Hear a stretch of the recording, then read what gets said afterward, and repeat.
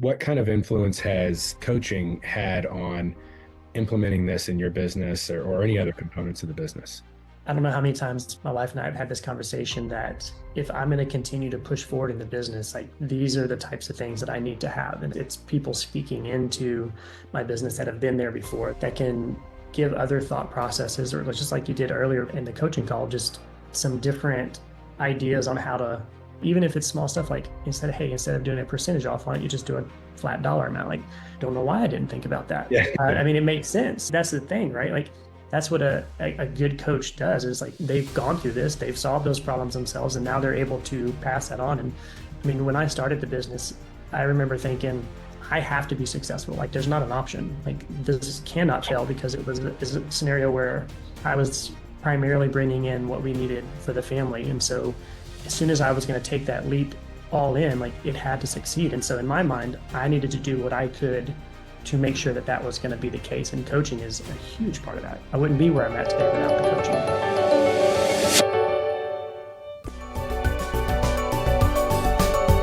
Hello, and welcome back to the podcast. Today I have a very special guest who is a repeat guest. Jason Racca was in episode 187 and was kind of, at the time, was a solo provider who started his cash practice as a side hustle. And we really dug into how you can de-risk the process and really ease into becoming full-time in your practice, you know, paying yourself along the way, but not taking too much risk because you still have employment until you don't need to have employment.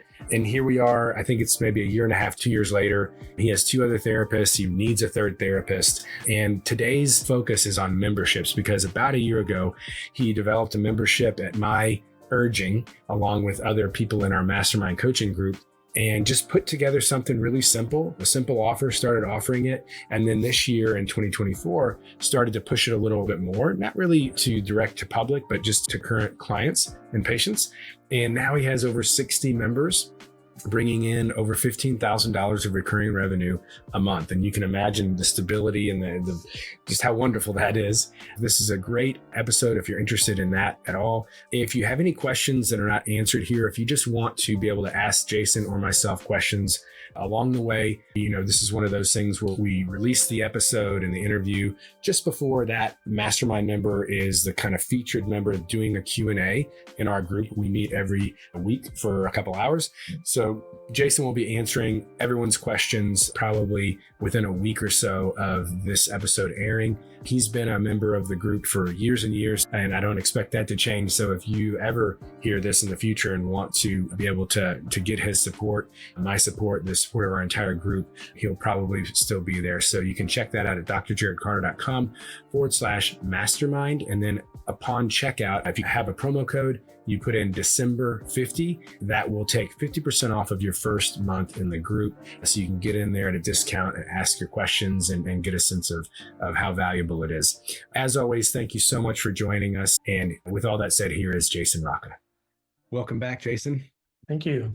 It's awesome to have you back on the show. Obviously, you've been in the membership mastermind coaching program for a few years now, so we see each other frequently, but it was episode 187 that we had you on the first time, where we kind of featured how the low stress way to start a cash practice as a side hustle and how you really eased into it, you know, without taking major risks. And so that was, I can't remember exactly how far back that was.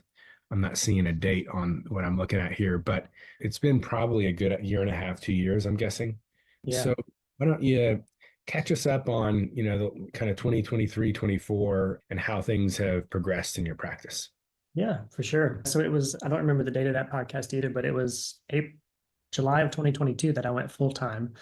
So up until about 7 weeks ago, we were renting 3 office spaces, and there's just Like separate or like little 3 rooms in the same space? 3 rooms in like a shared like work suites type scenario, to which, just to kind of update everybody on where we're at clinician wise, right now I've got 2 other therapists with me. So one's part-time and one's full-time, and then myself. I try to treat part-time, but it kind of fluctuates between part-time and probably full-time hours at times. But so we were renting 3 office spaces up until about 6 or 7 weeks ago, when we moved into our own 2,400 square foot space, which has been great. So I hired the second therapist in March of this year of 2024. And so it's just kind of grown through this year. I mean, the space that my own space wasn't even on my radar until the summer, and then it just moved quickly, which has kind of been an all-consuming process, which is why you haven't seen me as much lately. But yeah, I mean, since that last podcast, I think I didn't have anybody but myself. So now two therapists, revenue wise, consistently between 45, 50 a month.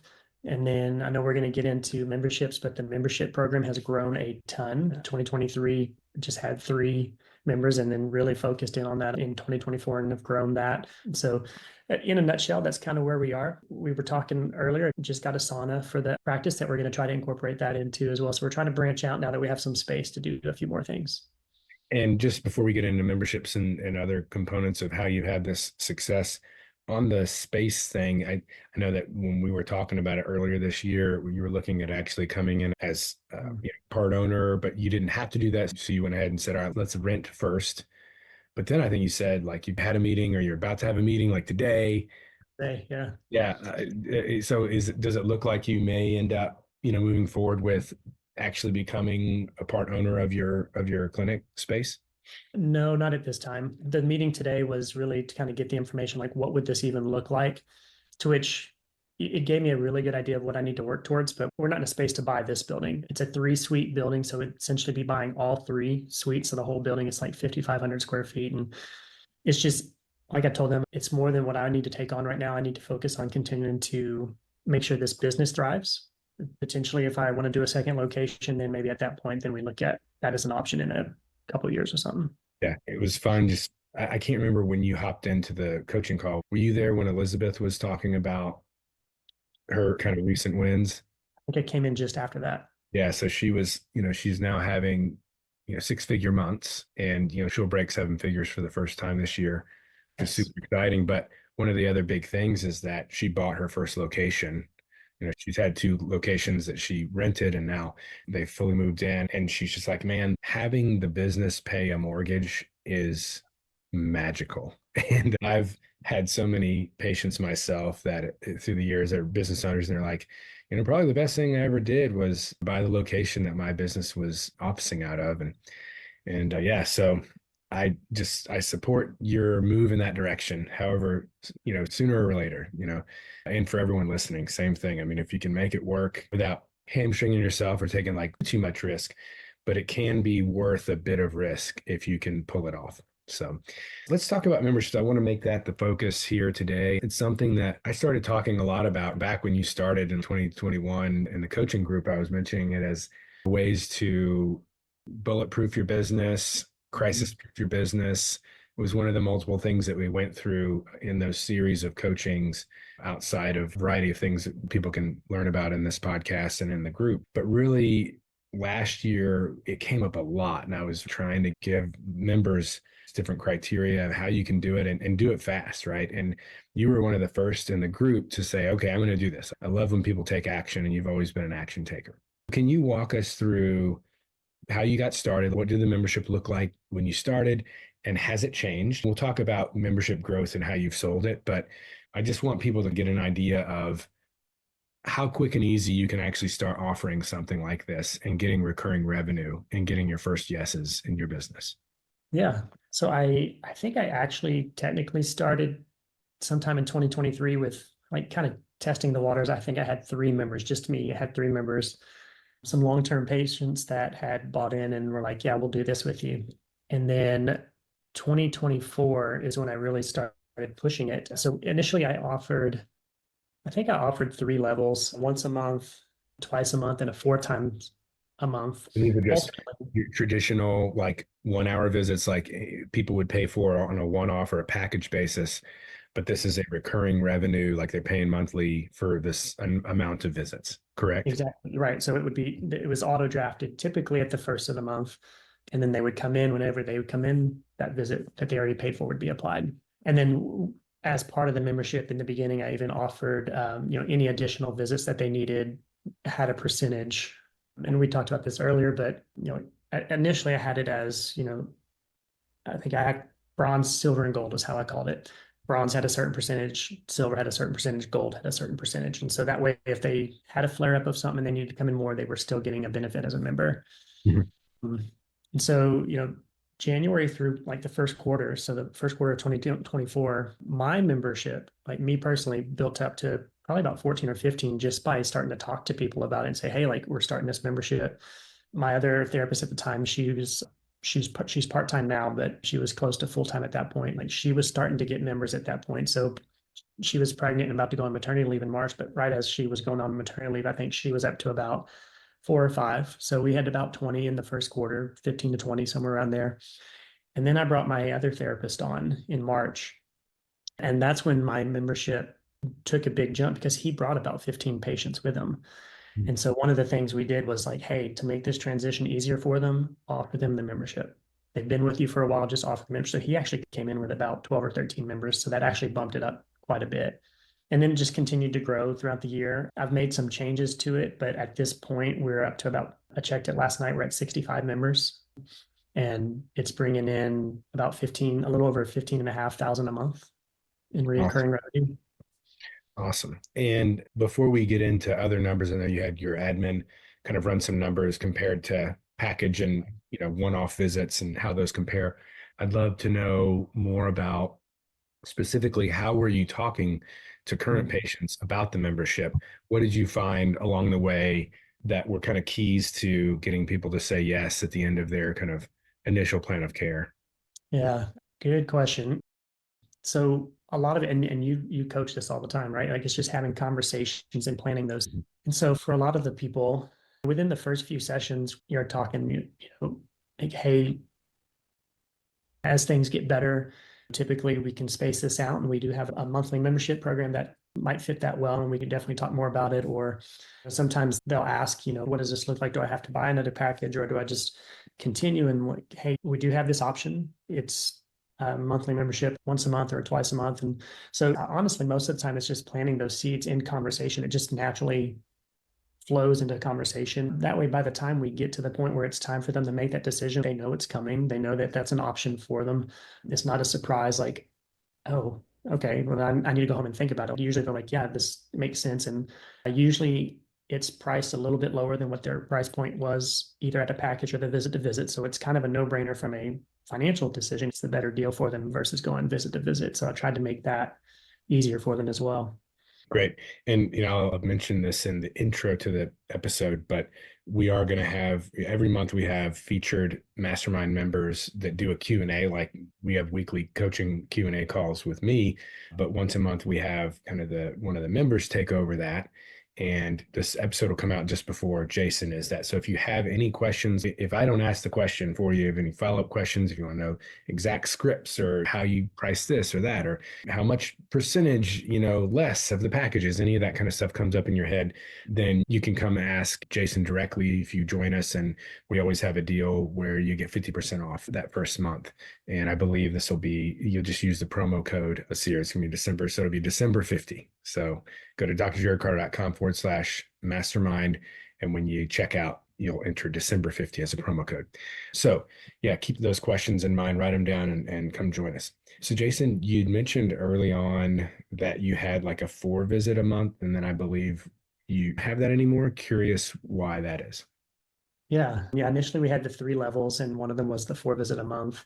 We actually did have people take advantage of it. I think we had a handful, maybe 5 or 6 at any given time. But as I went through the year and as the membership grew, one of the things I watched was the different questions and points of friction that we would get. And it seemed like a lot of the times that 4 visit one, for whatever reason, brought on more questions that I had to deal with, like how do we handle it? So I just wanted to find a way to streamline it.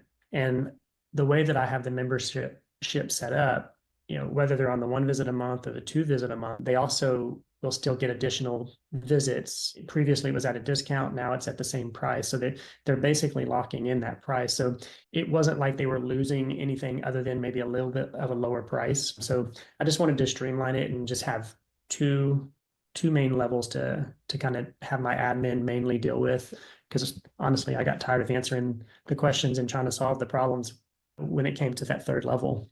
Yeah. And as we discussed today in the coaching call, for those interested in doing this, I really hope everyone just takes a page out of Jason's book and just starts to offer it. Because it's so simple to just come up with. I mean, there's a lot of details of value added things and things you can add on to a membership to make it really, really desirable. But when it comes down to it, you can just start out with, hey, you want to keep coming once a month or twice a month? Great. Here's a slight discount on it. We'll set up your auto draft. Boom. Just start offering it. It can be that simple. That's exactly how you started. But just as a little aside, as we talked about, Jason, today on our coaching call, I think that having a set discount beyond what they pay, that's not the same price, but maybe it's $5 or $10 or whatever the case may be off of each additional visit, as opposed to them locking in this significantly discounted price for as many visits as they want.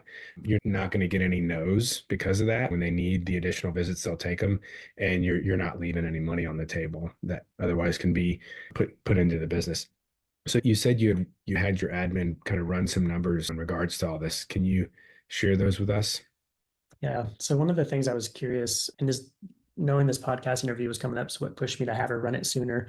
I was curious, with the memberships, how many average membership visits were people using compared to, say, like our general average, and then also I wanted to know, of the people on our memberships, what are the total number of visits that they're doing? Like, meaning I'm trying to get an idea of like how much is a membership increasing the lifetime value of our patient. So our average practice visit per plan of care, members and non-members included, right now is sitting right around 8.3. So meaning somebody comes into the practice, on average, they're going to spend about 8 visits with us before they are finished. For the patients that are on our membership, the average number of visits that our patients are having are 20.6. So meaning the people that are choosing to do membership, they're spending much longer with us just in general.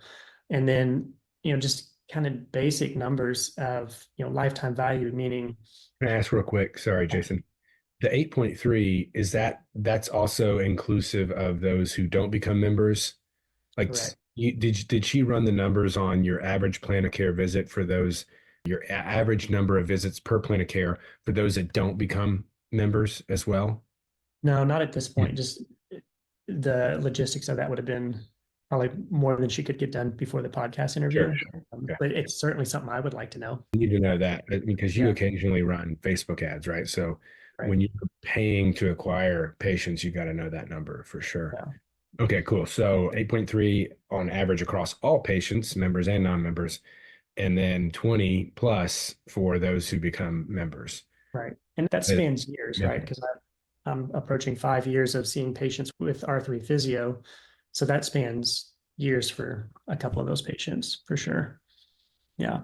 The other thing I looked at was just in general what the lifetime value is of that, right? So of those patients coming in, how much are they spending with us? And so on average, just members and non-members combined, again, I don't have the non-member number for this one, but on average, people are spending about $1,700 with us, a little bit under. But if we took just the members out and we looked at that 20 visits and how much the average price that they're spending on the membership, which at this time, the average visit cost for a member was around $176. It's going to go up because I've recently raised some prices, but that puts it at around $3,500. 76 a month and 3,500 running average. And that's probably going to continue to climb since you're still like in your first year of doing this and adding members. Calculating churn is not necessarily an easy thing to do, right. I can tell you, as having a business that's membership based. But, over time, if you can, then that'll give you a good idea. I mean, if you can outpace attrition, meaning, for every one member you lose, you're gaining at least 1.1, right? Mm-hmm. Then that's where you want to be. You want to see like, how far can I outpace attrition, maintaining good pricing and good profit margins on those visits, since they are, somewhat discounted. But yeah, I mean, to go from 1,700 to 30, would you say 30? 35. It's almost double. So everyone can really see the mathematical power of adding this kind of program in just 1 year. Mm-hmm. From really kind of starting it and less than a year of really starting to push it. over 60 members and over 15,000 in recurring revenue. What has that done for you, whether personally or in your practice? I mean, how's that changed things for you, having that recurring revenue?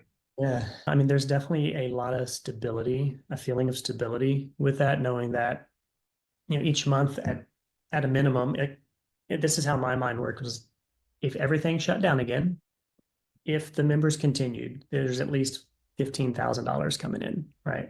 Knowing that that's probably not a likely scenario again. But if for whatever reason the faucet turned off of new patients coming in, we'd at least cover, like at this point, rent and a good portion of payroll. So even if the worst case scenario happened, I feel like I could at least survive, right? And so there's a lot of stability in that thinking for me, but it also just kind of helps with planning, right? Like I know, like my my typical month now, like you kind of hit different levels of revenue, and then your baseline becomes like this next level, right? Like at one point it was like $10,000. That was my low end, and I might get 12 or 14, but if I had a bad month, $10,000 was all it was going to go down to, and I could plan off of that. Like it helps me to know like my baseline for my month is going to be much higher because I at least know that I'm starting off with that 15,000. So even on a bad month, I'm probably not going to be lower than 15,000, but I'll probably like if I hit in the 30s at this point, like I know it's a bad month, but like $40,000 right now is kind of my low end baseline if I have a bad month. So it's kind of at least nice to know like there's some stability in knowing like that's predictable. Fantastic. And what are your plans moving forward with it? Are you going to change up at all? Are you going to add any features? Are you planning on doing any specific promotions for it? Yeah, I probably am not going to do a promotion. I used to do the last year I did a promotion right at the end of the year for it. But with 60 something members, I'm probably not going to promote it at the end of the year this year. But I do want to continue to build it Meaning out. you don't have really space to add a whole lot more. Right. Like I on most months, right? Because I'm at the point I've needed to hire another therapist for the last few months. So like between all of our therapists, our schedules are typically 87, 90+% full. And that's with me treating more than I want to treat Right. right now. So yeah, I probably won't push that as a promo this year, but I do want to continue to add to it. I mentioned, we're in this new space, and so we have some room to expand. And some of that means services. So like we just purchased a sauna. So once that gets into play, like I'll probably work that in somehow, whether that's some kind of a membership pricing or something for members to take advantage. The other thing I'd really like to do at some point is, and I've tried, I just haven't had the capacity to build this out as much, but be able to work in some kind of community benefit, like other businesses that maybe would participate somehow in the membership, meaning like somebody that's on an R3 Physio membership will get a discount at this business or get some kind of a perk at this business. And ideally there's a deal there, but that would be ideally how I'd like to build some value into it, because then it doesn't cost me any more staff time, but it's still building that value into like, hey, you're associated with R3 Physio. This is another benefit that you get. So Right. that's kind of where I'm moving right now. Love that idea. And as we discussed a lot, as we've helped you and a number of our coaching program members to build this into their practice, the more of those value added bullet points you can put in there, even if they're not going to be used, the higher price tag you can put on it, and then the bigger relative discount you can put on it to make it seem that much more desirable. So, yeah, I mean, tell us about, we'll wrap up here shortly, but what kind of influence has coaching had on implementing this in your business or any other components of the business? I mean, huge. I don't know how many times my wife and I have had this conversation that if I'm going to continue to push forward in the business, like these are the types of things that I need to have. And it's people speaking into my business that have been there before that can give other thought processes, or just like you did earlier in the coaching call, just some different ideas on how to, even if it's small stuff, like instead of doing a percentage off, why don't you just do a flat dollar amount? Like, don't know why I didn't think about that, Yeah. but Yeah.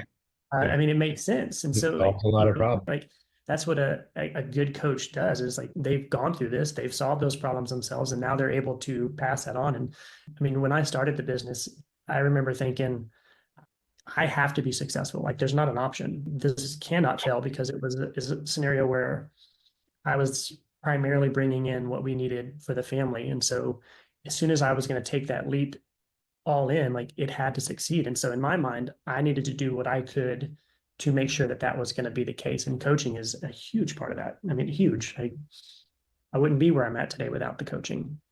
Absolutely. Yeah. And I always, I've always been not really like pushing really hard on that or beating that drum so much until a little more recently, even though I've known how important it is. But as I, through the years, just see more and more people just skyrocket and accelerate their success.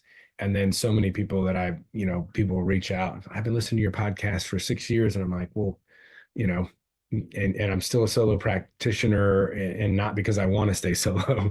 And I'm like, well, why would you not just speed the process, and occasionally get an email answer instead of every week being able to not only ask me, but all, people like Jason and all the other members now that have come so far, and that we feature and do Q&As with every month. So yeah, man, it's been such an honor to be a part of, you going from side hustle to now really needing a third therapist and having this awesome recurring revenue membership model, landing that stable foundation that I know is always so important to you, the stability and the low risk. And it's very much added that stability and de-risked being a private practice owner. I mean, even in the face of, like you said, the worst, like if we had another shutdown or whatever, you're good. So for anyone listening that wants to pick his brain, my brain, and the others in our group about memberships or anything else, again, drjarodcarter.com/mastermind, and use December 50 if you want to join us and get to ask Jason your questions directly.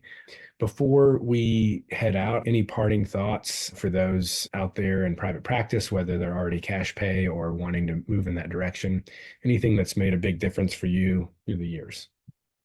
Yeah, I was just, as you were talking, I was just thinking about like it feels like a ton of cash practices opening lately, and a lot of solo providers, which is great. Like like there's so many opportunities for people, but like you mentioned, like I've seen so many people that are just kind of stuck. Like they're kind of stuck in that $8,000 to $10,000 range per month. And if that provides what they need, like that's the flexibility, the income they need, great. But like there's a lot of people I think that just don't know how to get unstuck. I don't know how many people I've given your name and your group to, like, hey, look, like you need business coaching. Like you just need to have that input. You need to be around other practice owners, one, that are going through it, and two, that have done it. I mean, like there's just, as an entrepreneur, and you know this well, like as an entrepreneur, like that's a whole world in and of itself, that not everybody understands what you go through, the thoughts that go through your mind, the feelings you feel. And so to be around people that are going through that, like they become your people, and that's a huge support group. So I think that's huge. I mean, I remember having some training early on before I ever started my own practice, from a different business type group. And the traditional thought is like, you can't be profitable for 2 years or something like that. And I thought to myself, like, I can't go without taking a paycheck for 2 years. So if that's what owning my practice is going to look like, I'm out. But I can honestly say, like, I have the way that I've been able to do this and the way that I've been coached to do this, I have never gone without paying myself. So there's a value in knowing how to go about that and having that guidance. Awesome. Well, man, thank you again so much, not just for this time, but just for the contributions to the group, and for trusting me as one of your guides. Really appreciate it. And yeah, Thank hopefully you. we'll get a few listeners out there to join us on the ride. For sure.